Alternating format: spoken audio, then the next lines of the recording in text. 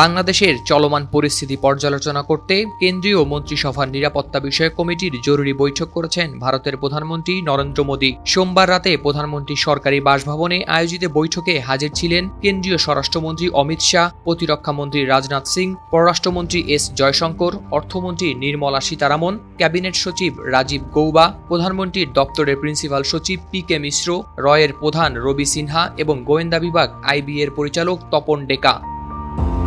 100 গ্রাম রাঁধুনি হলুদ বা মরিচের গুঁড়ার সাথে 2টি এবং 200 গ্রামের সাথে 4টি রাঁধুনি স্বাদ মেশালি ফ্রি। বৈঠকে মোদীকে বাংলাদেশের পরিস্থিতি সম্পর্কে বিস্তারিত তথ্য প্রদান করেছেন পররাষ্ট্রমন্ত্রী এস জয়শঙ্কর।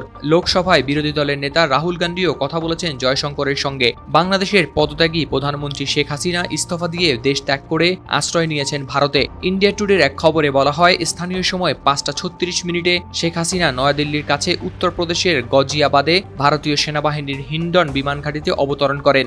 ভারতের সেনাবাহিনীর এক কর্মকর্তা স্বাগত জানান তাকে।